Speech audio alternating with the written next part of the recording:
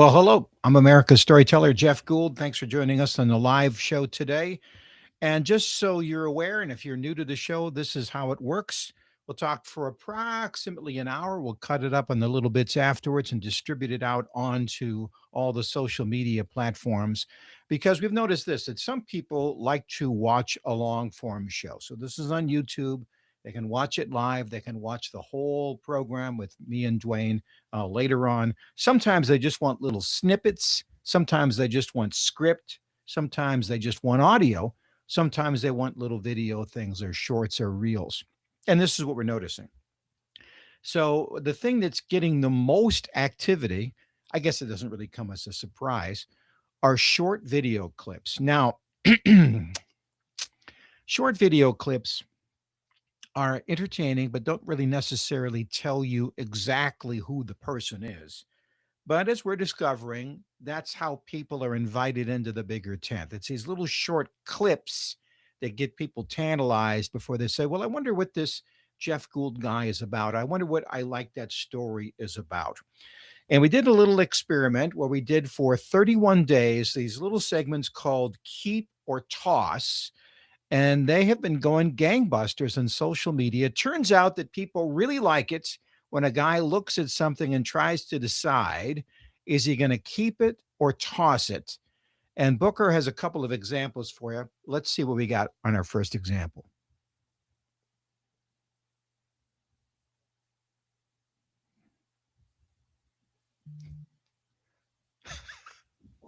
All right, keep or toss.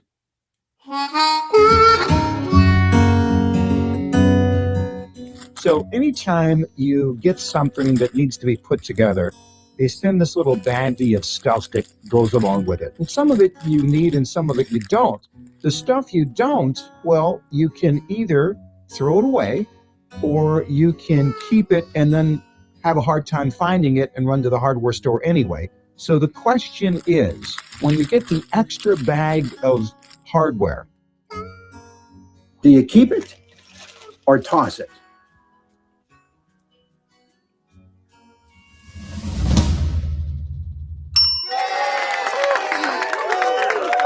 Yay!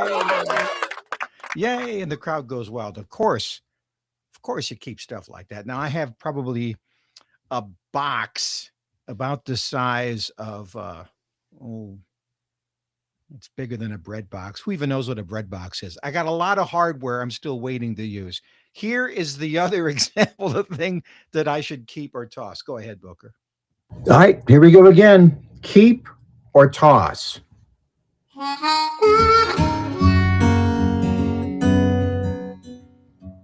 This is my dad's 35 millimeter camera with the case. The Walls Envoy 35. I think my grandfather had it first, and since my dad has the same name, he just sent it right down the line. And look at this. They used it for every special event, and I guess that means that if there was a stick pin for boutonnieres or corsages, they just kept them in the box so everybody could have a supply if they needed. And this was the frustration of my youth. See all these gizmos? Everything had to be adjusted and twisted, and this lens thing, oh man, it was never right. He would look at it and go, and he'd mess with it, and then see, he'd be there on Thanksgiving, fork ready to eat, and he'd say, no, got to get a picture, and he'd bring this thing out, and he'd mess with all the dials and look at it, and so, okay, now say cheese, and you'd say cheese, and it would just sit there while he was fiddling with it, and then just when you relaxed, that's when the camera would go off, and he wouldn't find out till like 6 weeks came by, and it would come back from the print shop, the developer, and then he'd look at you and say, so anyway, so that's how they took camera pictures back then. And my question is this: do I keep it or toss it?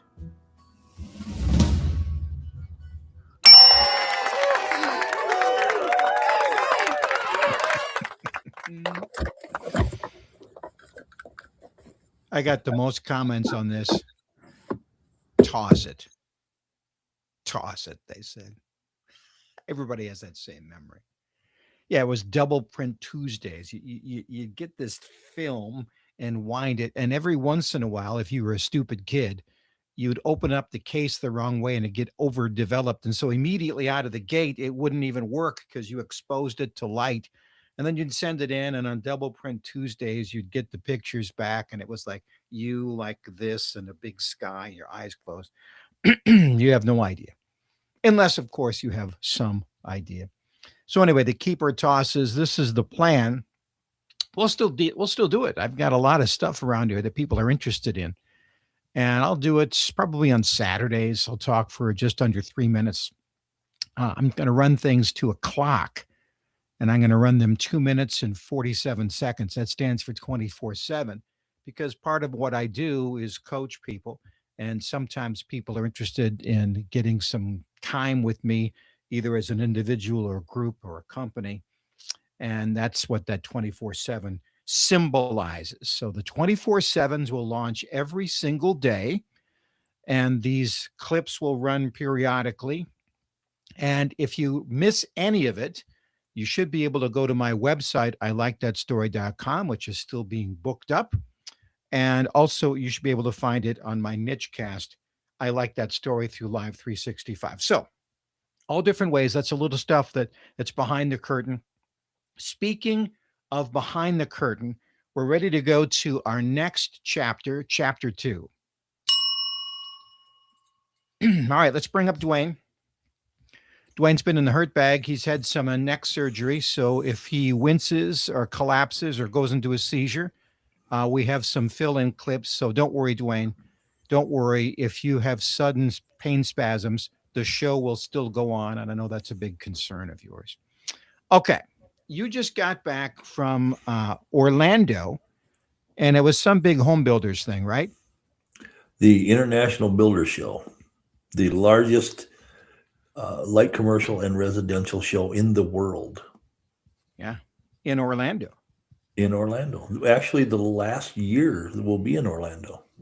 Where's it going to be next year? It will be in back in Las Vegas for perpetuity. Right now, I think we're completely booked up. We have guaranteed dates through 2037. So I haven't decided if I'll be there then. And it's going to be, how many people were at this show? Can you guess? Just under 100,000. Holy cow. What's some of your takeaways? What can you were there specifically to do research for this very program. What can you tell us? Has nothing to do with the darker shade of my head. Oh, Had nothing to do with the fact that I didn't have to wear long pants for a week. So it was strictly research. The biggest thing, everybody talks about, other than tariffs and the cost of housing and affordability and all those things which we can talk about, but very few people that you talk to in the building industry are afraid of or even really give AI a lot of consideration. Maybe to write a book report or a synopsis of something they saw, or chat GPT to answer an email or something like that. But as far as within the construction industry, I haven't seen AI lay under anybody's sink to fix a leak. I've never seen AI on a roof putting on shingles. I've never seen AI drywall or do finished trim. So, we've had a pretty severe labor shortage, skilled labor shortage, trade labor shortage for a few years now since COVID, because we always said that COVID kind of took out the middle. You've got your lead guys, your foremen, your superintendents, your really highly skilled, experienced people. They were always the last one to be cut when there wasn't, when the economy would turn down, or in some cases, COVID shut everybody down. And then there's always the new people that are coming out of trade school, trying to get a job, trying to get established, trying to get started. But what it really affected was the middle. And that's let's call them the 30 to 45 age group, because, some of the older people would say, well, I've made a pretty good living, and I can withstand a couple weeks here and there that there isn't a lot to do, whether, it be economy or COVID again. Whereas the 30 to 40 saying, you got a house payment, we got at least one car payment. You probably got a couple little kids in daycare or in school and daycare. And they just got to the point of where they had to go do something else. And, And they're not you coming know, back. yeah, in a lot of cases, once they found something else, they just said, I'm not coming back. Now, So, I will say, Dwayne, in AI, I saw this a couple of different places that some of these builders, because people have no imagination, they put on these virtual goggles and you walk into what your house is going to look like and you can move walls and furniture. I know that's maybe a gimmick, but it's a very effective gimmick. mhm. And that probably is AI driven. Did they have any of that stuff down there? Well, and that's a lot of what we're seeing even now when you go into the trade schools and even grade trade school grade school. No, we're in the grade schools trying to get people to come into the trades, but you're seeing more and more of that because the kids are used to it and they've Hmm. seen it and they've seen the goggles and they've probably played the video games and all those kind of things. So if we can incorporate that some into what we're doing, we can have a kid come in and pick up a welding, uh, not torch anymore. It's the electrode, Yeah. because nobody uses a stick welder anymore. It's all Yeah. wire feed welding. But they can come in, pick that up, and actually do it and see it as they're welding, and you get a score on it. So we've got AI for truck driving, we got AI for excavating, we got AI for plumbing, for carpentry. Uh, You're saying it's it's being used well for training mhm. and maybe for visualizing for a customer. I remember back in the day, I scored pretty well because I had the ability to read a blueprint and I could visualize it in 3 dimensions. And that's a kind of a rare thing. A surprising number of people cannot see a 2 dimensional thing and visualize it in 3 dimensions, and much less put carpet in the right color and the appliances and sell all the sizzle that goes with it. Was there any talk about tariffs and how that has affected, business for you? Well, it's always been probably our biggest tariff that most people understand is the Canadian lumber tariff, because for years and years and years we kept arguing that Canada was dumping lumber in the United States. The United States lumber companies couldn't compete, and it didn't directly shut down a lot of the lumber production in the United States. There's a lot of other things too, but they're saying, well, it's unfair, so we're going to tax, and tariff is a tax. So we've been paying that, and then during the recession from probably late '08, early '09 until about 2012, there were a lot of United States lumber mills that just couldn't make it because the demand was gone. And that's where we lost a lot of our labor too. But then once we kicked back up again, a lot of the Canadian mills did not have the startup costs we've got in the United States because of environmental regulations, because of the water, the air quality, the cleaners that you have to put in there, the kilns that dry the lumber, and all those kind of things. They don't have as stringent a rules as what we do. They were producing lumber cheaper. So then, that's when the tariff started, and then when our current president got in and said, we're going to have a contest to see who can last the longest, uh, you know, that's where a lot of that really started to hurt. But the good news, bad news is, yeah, there's a tariff on it, but the good news is we can still get it. Where once a lot of COVID came in and the shipping shut down and the ships were just floating around in the ocean because they couldn't get unloaded, and a lot of those products we were using, got held up. That I really was disrupted the building industry.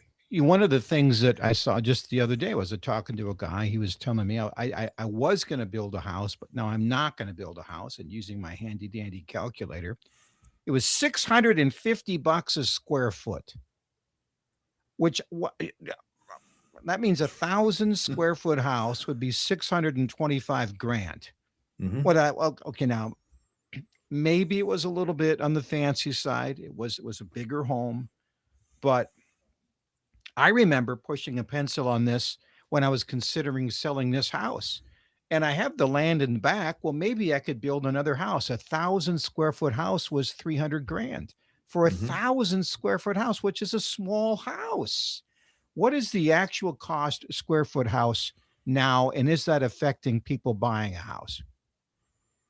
Well, there's no set price for anything anymore, just because there's so many components and so many things. I mean, we can build a house for 200 to $250 a square foot, and some people call that affordable. And that's always been the argument, is available and affordable. And just because it's available doesn't mean you can afford it. Yeah. So, in the starter So market. at the lower margin of Mhm. affordability, 1,000 square foot house, which is too small for many people, that would be 200 to 250 grand. Mhm. Hmm. And And that's probably attached. It's not a single family standalone home. it's a duplex of some kind. Yeah. And a lot of them that I've seen, I live out in the country, kind of like you do, and on my way home, I see that they're putting up a lot of these twin homes. There's a lot of them that are it's a fourplex. It's not like you would see a fourplex apartment. There's four individual housing units with four individual garages. But even those are in the 900 to 925 square foot range, and a small garage. You got a big pickup, it sits in the driveway. Some of them I've seen, if you've got a door on the side and your neighbor's got the same door, if you come out on your concrete stoop, it's not a deck, it's a concrete stoop. From the edge of his stoop to the edge of your stoop, you cannot push a regular lawnmower through there. Tight. And it's Say, I want to talk about 430,000. wow. Wow. Wow. Well, then you got to figure you work the math back and you say, well, if the average person needs to spend, and the rule of thumb is a Mhm. quarter of your gross or a third of your take home, you've just priced out a lot of people about it. I do want to circle back to this topic because I want to see if anybody's talked about, if there's any talk about, converting storage containers or RVs or any of this sort of stuff. Because while many people who have jobs struggle, people who are really on the edges, I mean, they're not living, they're homeless. They have no shelter per se. Want to see if any of this that was talked about at this. But first, I want to do a little track, if you will, and let's just say I just want to bring in this is the bell ringing for the boxing, right? Because this is what I want you to talk about. Booker, pull this up. We call this the trades wars. So here's our AI graphic, because this is what I've noticed. Whenever these guys get to build the house, even though it's like the U.S. military, right? They're all trying to do the same job, but they all get mad at each other. Whether it's the Marines don't like the Army, don't like the Navy, don't like the Air Force, or they call it the chair force. Everybody has a derogatory term for the other things. What what is it? Just work your way through the trades. What is the modus operandi? What is the stereotype of the different trades and how they do or do not get along with the others? I did a funeral for a guy who was a bricklayer for foundations, and I was struck me that those guys were you didn't mess around with them. They got in, got it done, no muss, no fuss, on time, on budget. They were just solid. True? Yes, because they're first. Yeah. Okay. And they don't really have anybody to compete against. Right. And now we get the framers who have to work with the electricians, who have to work with the plumbers. So let's just talk about the next phase and what's going on here. Well, as somebody who started very, very early, many, many years ago as a carpenter, we always said that the carpenter's job was to put it together so all the other trades can cut it apart. And by saying that, once we get everything on, and I got a lot of things I'd really like to say, but I got to go to work tomorrow and work with some of these guys. I'm going to say this. Um, Okay. My house is an older house. I had a plumber come in. I said, I need a pipe to go from here to here. He takes a Sawzall and he takes my joist, which is 12 inches. And why is a joist 12 inches? To hold the load. And he took a Sawzall and cut a V out of it, about an 8.5 inch V, so he could get that pipe in. Didn't use a hole saw. Didn't do that. Took a Sawzall. Thank you, pal. Thank you very much. So you didn't say that. I said that. Plumber. All right. So the carpenter builds it so the other guys can cut it apart. Now, what do they say about the electricians? And then we go back and fix it. And the electricians never sweep up, you say, right? No. We always said that's the joke when you send a young person to trade school and they decide they're going to be in the electrical field. The first thing they get all, sat down and comfortable in their chair to learn in their learning lab, because there's the technical terminology and all these things in one lab, and then there's the hands-on learning labs. Well, when you're learning the terminology and all that, when they sit down, the instructor comes in and it's probably got a PowerPoint or something like. When I went there, it was usually slides, but he's got a PowerPoint. First thing he puts up on the board is a broom in a circle with a slash through it. And he says, no matter what happens for your whole life, most of you people are probably 18, 19, 20 years old. You do not use this. I'm not going to tell you the name because you don't even need to know the name of this apparatus. You do not touch it. You do not use it. You don't have anything to do with that portion of your job. Your job is to cut and drop and cut and drop. And then at the end of the day, you go home. And what about the plumbers now? What are we going to, we just got to throw some shade on them. Well, the plumbers are another very unique group of people because they come in, and it used to be once you either laid the block for your basement, poured your basement, we put the gravel in, so everything's nice and level and ready for the floor. Then the plumbers would come in and it's called the groundwork. It's all the underground plumbing for, the basement plumbing, toilet, shower, bar, whatever you're putting in there, but it's also the rough in for upstairs. So there's a lot of plumbing that runs under the floor that nobody ever sees because you want to hide your main sewer stack in a wall where you can't see it. You want to hide your kitchen sink line. So there's a lot of things that go on there. Well, they dig trenches like badgers, and then they call for inspection, and then they leave. And so you come back in and say, you guys going to cover that? And they go, well, that's concrete guy's job. No, concrete guy's job is to pour the floor. Well, we got to go. So then the general, which I guess I differentiate. I've always been a carpenter builder rather than a general contractor. Guy drives around the truck. He left arms usually suntan from hanging out the window in the summertime. In the wintertime, you just roll the window down far enough to go, you guys need any nails or anything? Okay, I'm going back to the office. That's a general contractor. My book, you can call me, email me. I don't care. I'll defend that forever. But then it falls back onto either the project manager, superintendent, whoever's got to do it to make sure the trench gets filled. Yeah.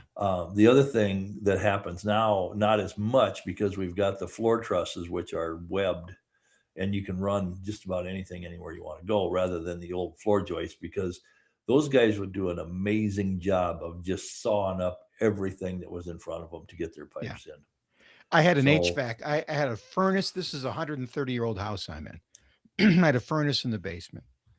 And to put that that flue in, they cut across every single 14-inch joist. It's a wonder.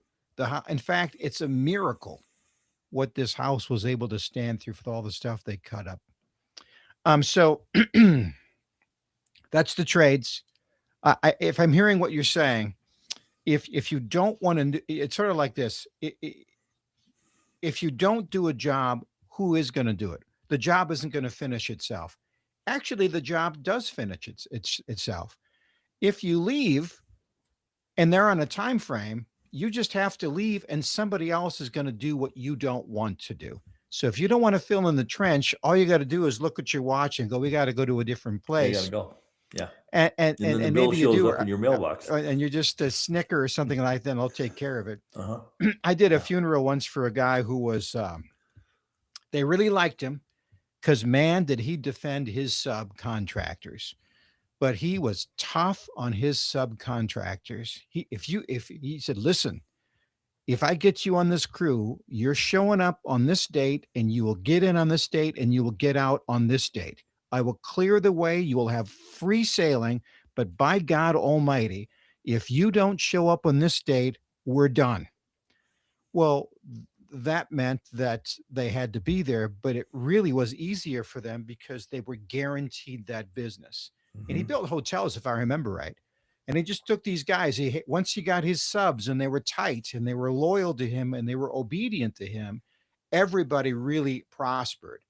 But what happens is that this guy runs 2 weeks behind, and meanwhile you got to go to talk to somebody else, and then everybody gets pushed back along the way, and it's just, the have you seen the movie, The Money? Is it The Money Pit? The Money Trip? The Money Pit. Money Tom pit. Hanks. Yeah. Yeah. 2 How long weeks. before this is done? 2 weeks. 2 2 weeks. weeks. Should be done by I also Christmas. 2 weeks. Yeah. I also got to say that if the builder is on the job, is communicating, is scheduling, things are going to happen. It's going to rain. It's going to snow. It's going to get cold. It's going to do all those kind of things. But if there's communication there and you can we usually try to get our HVAC guys in first because they got the biggest equipment. The electricians, we usually make them go last because they got a little dinky wire that runs through a little dinky hole. And then a lot of it is these guys in my world have worked together for so long that everybody knows everybody helps everybody and all those kind of things. But I've also seen job sites, and I used to work around these guys that the head of the operation would stop by occasionally. And it was usually just to get everybody jacked up. And then after he'd leave, it'd take 45 minutes to, get everybody's fur petted back down in the right direction and get moving again. Well, he earned the nickname of Enemy of Progress. And it's complete mayhem. But the best part of this guy's life was seeing 25 or 30 trucks at a house. And it was leapfrog. And he thought, oh man, we were getting some stuff done. And the guys are going at the end of the day, man, we didn't get anything done because you can't. I mean, when there's that many people in there and there's that many things going on, something's going to get broken. And nobody knows how it happened. I knew a man who worked for Habitat for Humanity, and they would do these 24-hour builds. And he was a good guy, a nice guy. And he would sit in a room by himself and try to imagine how you could actually build a house in 24 hours. He said it gave him a headache because it required so much concentration. And they were able to do it. Simple houses, of course, but everybody had to be specifically choreographed to like the minute to build a house in 24 hours. Okay. Yeah. Enough. I worked on 2 of those. Oh, you did? Okay. Yeah. Yeah. And it's, well, even in the drywall phase, because the house is so small, we had a guy we called the announcer. He'd stand on the front porch and yell what size sheet they need. They bring in 1 sheet at a time. Huh. But they got the complete sheetrock job, which should take about a day for 3 people. They had it done in maybe an hour and 45 minutes. Yeah. Yeah. But they had a lot of help. Wet to the touch. I don't think they painted. Maybe they did in that 24 hours. I don't know. Good question. Yeah. It was carpeted, done, ready to move into. Okay. Let's move on, shall we? To my chapter 3, Genius Ideas. Now, as you are aware, if you watch this show, I have a genius idea about every day. I only take the very best 2 genius ideas and I present them to you. This week is an exception. I actually have 3 genius ideas. And Booker, pull up our first graphic, shall we? Okay, here it is. The Ozempics. Now, the Ozempics, I mean, you just go with this. All I did was just give out the title. because this could be anything from a Saturday Night Live sketch to an actual legitimate organization that tries to help people who are trying to lose weight. I mean, we could literally have weight lifters and weight losers. You could do anything you want. I'm not the Don Rickles type that's going to make fun of people trying to manage their weight. I just see this as an opportunity for you. What can you do with that name, Ozempics? And I think you've got a built-in corporate sponsor if you look carefully for that. So that's our first genius idea. By the way, you'll get a chance to vote for these genius ideas. That's our first one. The second one, if it's the one I'm thinking of, I picked up when I was going down the interstate and I'm watching these trucks kind of moving in and out of traffic. And there's cars kind of trying to draft these trucks. And this is my concept that I actually think will come to fruition. Are you ready? Here we go. I trains. Okay. Now you can see there, Dwayne, that train. I mean, that's just showing what's happening to the cars in front. So for just kind of in your mind, get rid of the train and just look at the cars. See how they're all drafting each other? If you've ever spent time on a bicycle or watching NASCAR, 80% of a car's energy is used moving the air. So if you could draft, say, 8 inches behind the car in front of you, think of the money you'd save. Well, all of these self-driving cars, which are now being introduced, could connect to each other virtually. So let's just say you're getting on the interstate, and when you drive across your state, a long, long drive, and you pull up your app, and you got one of these cars. Let's just say you got a Tesla, and you say, "Anybody got an iTrain?" You say, "Well, yeah, I'll do this. I'm 2 miles down the road." Well, that car has the same app that you do, and you both plug into the app, and then both cars are kind of controlled and allow that second car to just snug in right underneath the draft of the other one. Now, when you do that, the guy in the front, his gas mileage isn't going to go down. But the guy behind him, oh man, he's going to have real savings, and everybody in the rest of that train will have savings. Well, part of the app is that if you agree that this guy can tail you, he's going to send you money. So everybody is going to save about 30 to 40% on fuel consumption with the iTrain concept, which I don't think is just a fantasy. I think you're going to actually see that in the next 10 years. Wheels off, running right behind the car in front of you, just like this, just as if you were being hooked on behind a locomotive. All right. So that's my second idea. By the way, any input so far on these ideas, Dwayne? Well, I think that idea was taken from the geese. Because when Yes. the geese fly south, Yep. the front one will paddle along there for a while and then drop back and rest. And I noticed too that when you look up into the sky and you look at that line of geese and you try to figure out which way the wind's going and all Mhm. that, and then you ask yourself, why is that one line longer than the other one? And it's because there's more geese in that line. A mystery solved. A mystery solved. Now, I'm a another helper. mystery. I'm at a wrestling match out in western South Dakota, and a lot of legitimate cowboys. I mean, these guys are off the ranch. Their hats are real working man's hats. They are ranchers. They're all wearing cowboy hats. I saw no cowboy boots. None. They've all been traded in for Skechers or athletic shoes. Nobody's wearing cowboy boots anymore, which brings up an opportunity that I'm going to call, pull it up here, Booker, foamy llamas. So these are not Tony llamas, these are foamy llamas. They look like cowboy boots, but they are soft and spongy like Crocs. So you can lounge around in them. You can look tough, but your feet will be soft and smooth to the touch.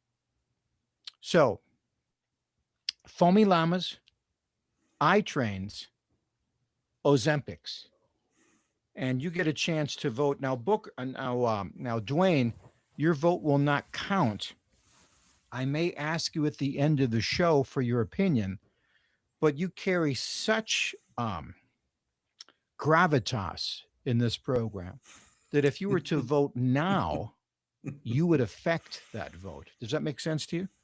So for right now, just Yeah, I don't keep want your to weight the opinion scales. to yourself. Okay. All right. So that's it. Now we move on to chapter 4, movie trailers. I asked Dwayne before we got going if he had his favorite war movie. Isn't that terrible? Favorite war movie? Movies about people killing people. What's your favorite movie about people killing people? It's too bad that it's that way, but war movies are, anyway, epic. Probably Except for this. the one you brought up. There was no killing in that movie. Oh, Stripes. Do you want to break the stripes? That's the fact. Jack. Nobody was killed. Nobody was killed in that one. Nobody was killed in that one. But that's not my favorite war movie. But if you want to watch an excellent movie, let's play the trailer right now from a movie that's over 40 years old, but really wears well. Go ahead.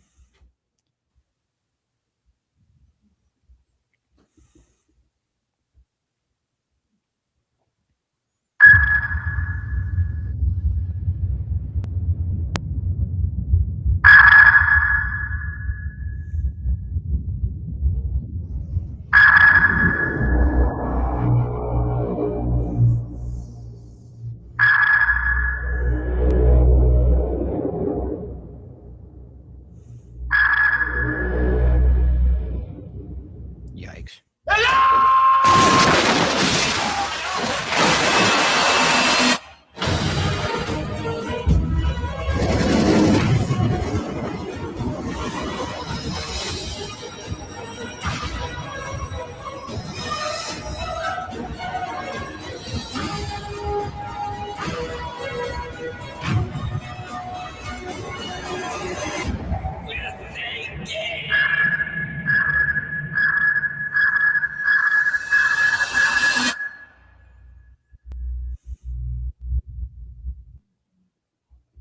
Yeah, Das Boot. That's German for the boat. And the best way to watch it is German with subtitles. And it is, and I'll just tell you, you know, the beginning of Star Wars when they have all that print on black and it kind of says, this is what I remember them saying, something to the effect of during World War II, 90,000 German soldiers served on U boats. 90% of them never came back. Oh, there's your nice little stat going into it. And then it's these guys who get in this boat and you see them trying to stay alive. And what I think there's a couple of things about it, Dwayne, that you would, first off, man, do they make a good job of showing you just how tight those quarters are. Very claustrophobic. You are surrounded by hams and food just hanging around and people trying to edge around each other. You will see, as you saw on that clip, just how rank the air gets because you can see it. These guys are just living in fog. It's like you can smell what that claustrophobic air is like. And then they try to shoot down a ship, and then, you know, they start dropping these depth charges on them. And holy cow, man, it's Booker, did we figure out where we could see this? Do we have to buy it? Is there some sort of place we can watch this, or is there some streaming service that carries it? DASBOOT, Das Boot is the name of the movie. Have you seen it, Dwayne? Yes, as a matter of fact, it's, you know, I saw that it was 1982. So yeah, that's 40 plus years ago. But yeah, I remember, and I don't remember if it was in the 80s, 90s, what it was. But yeah, it's on Hulu? Probably not something that Hulu, Tubi, YouTube, Director's Cut on Netflix. Yeah. Yeah, so if you're like me, you might have seen it when it first came out. Is that right? I was a kid when I saw it. I think probably within a couple years anyway. Yeah, yeah. Yeah, that's But you don't lay down and go to sleep right after you watch that either. oh boy, you sure boy. Oh boy. Oh boy. You Yeah. need to walk around, let your blood pressure Yeah. resume to Right, back to normal. right. And it's not like a horror movie where it's some sort of goblin that doesn't exist or only exists, and you know, Yeah. it is, I think the only thing that would be more terrifying would be the guys who were tunnelers or sappers during the Vietnam War. I mean, that would be even more terrifying. But this is the nature of that. So anyway, that is our movie clip. I wanted to get to this other clip. Now it's not a movie clip, but we'll move on. It's a clip. We'll move on to chapter 5. I call this the elevator clip. So Dwayne, you've probably heard this story. I think Mythbusters did something on it. You're in an elevator and the elevator falls, and as you're falling down, if you jump at the last second, will you be hurt? You've heard this story, right? Mm-hmm.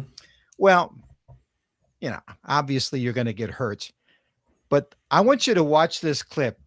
It's a guy on the back of a semi going 80 kilometers down the road. Now watch this. Watch this. This is hilarious. Watch this. See what's going on? So he's being ejected backwards at the same speed the truck is going forwards, and he lands. Look at that again. And boom. Oh, have you seen that clip, Dwayne? No, but I saw a couple of them where there were guys on a flatbed trailer being pulled by a pickup that tried the same thing. It went horribly wrong. Oh, yeah. The question is, so you got your one vector going forward at 80 kilometers an hour. Is there another vector that will completely cancel it out so nobody gets hurt? And I've always done it the same way that you're thinking about, with somebody in a car. I've never seen this. And think of that. I mean, think about that. You're on a truck, on a flatbed, exposed to the elements, and you're on a rocket sled. But talk about adrenaline. And then it's just, I don't know how that guy could be sober enough to stand up. Would you do that? Would I? Hell no. To the Not man even when I who's was just had younger. neck surgery. Would you do that to the man who has neck surgery? Huh? Look at I'll that. bungee jump, I'll parachute, I'll do a lot of that. I will not do that. That looks beyond Now crazy. think It's about stupid. that. But So you're going backwards, and you feel like you're going backwards, at this case 55 miles an hour. And then the rocket sled hits. Suddenly you'll not feel like you're going backwards, and you'll look down, and instead of the ground rushing by, it will slow down until you're just like basically jumping off the back of a pickup. Boom. If everything times out perfectly. As I said, if everything times out perfectly. Now, the way you can better tell have that your it works. padded Crocs on for that operation. Foamy llamas, definitely need foamy llamas for that. Llamas, that's it. So this is what we. I found out that Crocs have a sport mode and one other mode, because you either put the back straps up or down, and one sport mode, and I don't remember what the other one was. My grandkids told me that. I guess if you're going to run or you're going to walk. I don't get it. There's a lot of people who like Crocs, and I'm not meaning to disparage you, but I'm just saying, I don't get it. It's like moon boots. I never got moon boots. They were sweaty and had no support.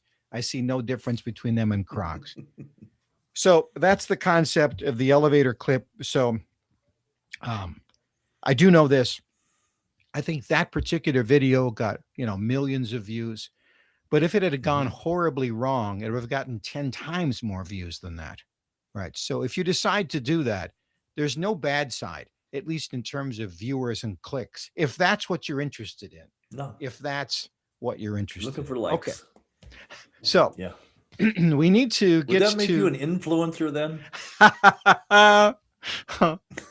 influencers, whatever. Okay, so let's do this.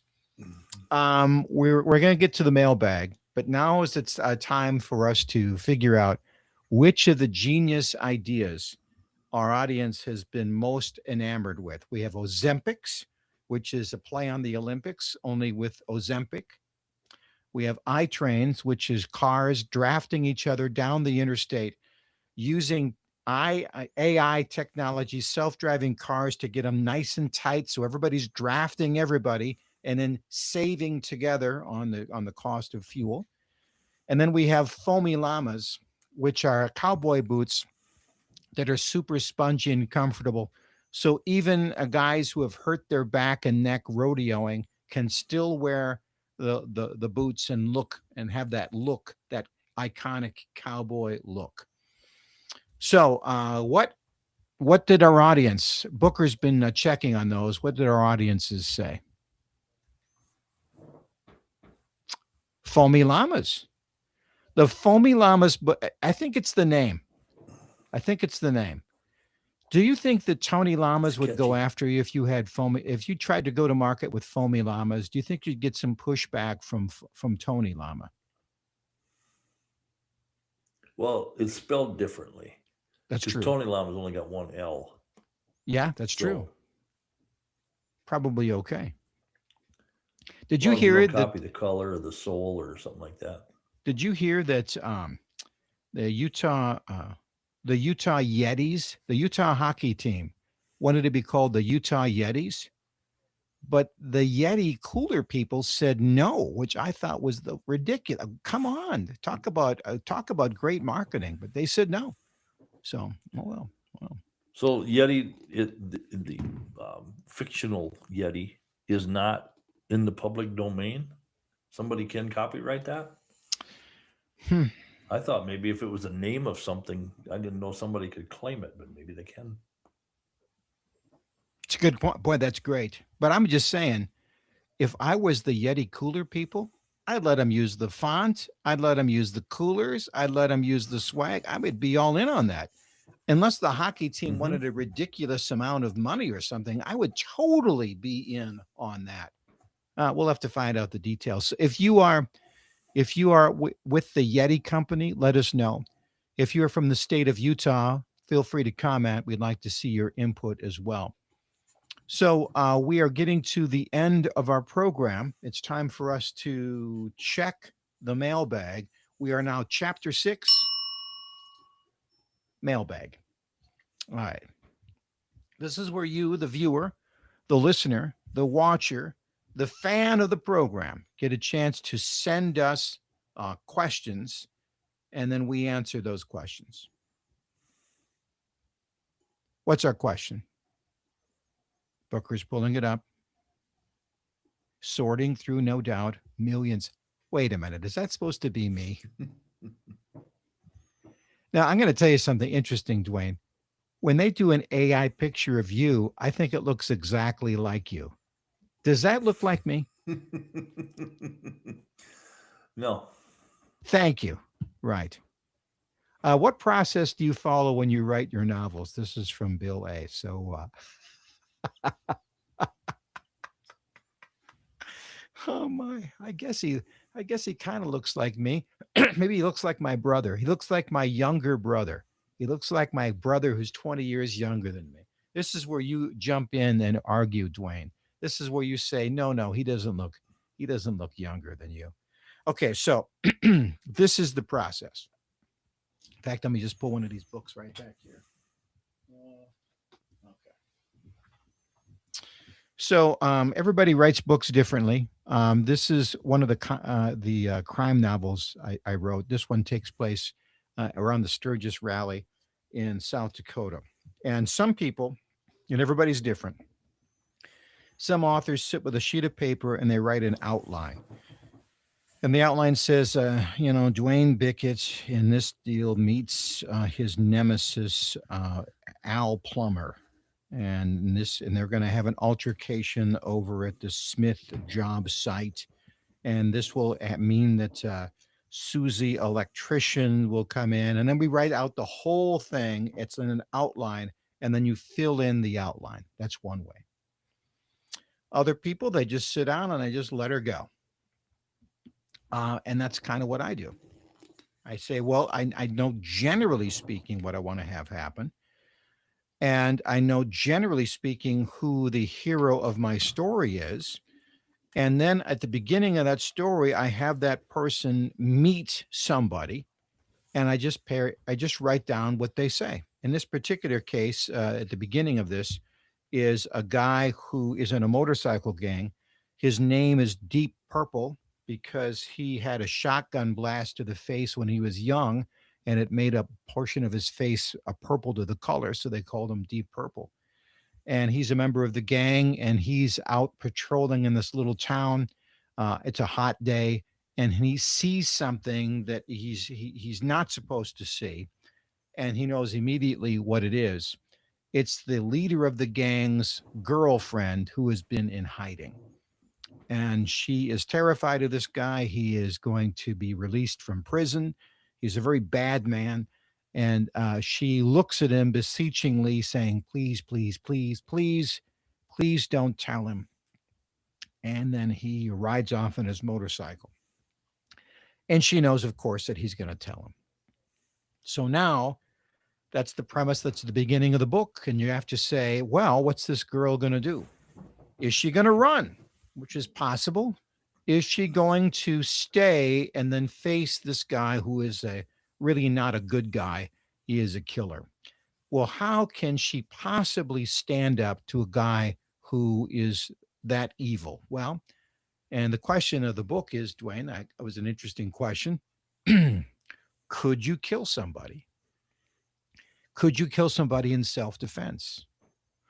How could you possibly do it both physically, mentally? How could you toughen yourself up morally to do it? How could you get away with it?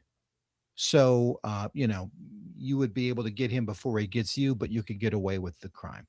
How exactly could that possibly happen? And so that's what I wrote the book about. I wrote the book about that girl who I liked and I wanted her to survive. And I found a really, really bad guy, a villain. And I was able to have her. Well, I won't give it away, but there's a great scene that takes place. It takes place, Dwayne, in a tornado in August and a grasshopper plague. So a bunch of grasshoppers get sucked up into a tornado and they rain down on this poor hapless town on a hot, sweltery, a hot, sweltery day in August, just before the Sturgis motorcycle rally. I suppose you're asking, Dwayne, well, did you write more books? Well, as luck should have it, look, here they are showing up on my shopping cart. Dead Air, Dead Heat, Dead End, Dead Line. There's a fifth one inside my head. I have to get it out. And then this is the CD. That stands for compact disc, which is something you're too young to know about, but it has some of my Christmas stories on that. So there we go. So that's pretty much the end of the show. We're going to call this the credits segment now. This is where you get a chance to ask any kind of follow-up questions. Dwayne, what do you got for us? What are your thoughts today? I'm still going back to that nobody got killed in war because it's a Stripes movie. And I hadn't even given that a thought when you asked me that before until you brought that up. And then I kept thinking of the urban assault vehicle. And it was that lime green motorhome. And I don't know why I got stuck on that. Somehow maybe it's because I had to think so hard today. And isn't there like a scene where Bill Murray is with a spatula, kind of, there's a girl sitting on the stove or something. He's kind of like, doing what Bill Murray does, charming the the cute He girl was in the movie. giving her the Aunt Jemima treatment. I Yeah, don't know yeah. why I remember these lines from these movies. I know. But And it was at what the sergeant, lighten up, Francis. That was another one. Right? Yeah. All right. Well, so Dwayne, you are your neck is healing at a slow but sure pace. slower If than you I want do, it to be. if you do have a seizure, I'm curious if we could get that on, maybe make it go viral. No, that's terrible. You'll be fine, Dwayne. I'm only I saying that hope because so. I'm certain that you'll be better. So, Dwayne, thanks for your time. You're going to be around next Monday? Yeah. Okay, Yeah. good. All Wouldn't right, miss that's it. good. All right, good. So we'll post segments of this. Tell your friends, put your comments below. Glad to have you on the program today. And until we talk next week, I'm Jeff Gould, America's Storyteller, with Builder Bob, Dwayne Bickett. God bless.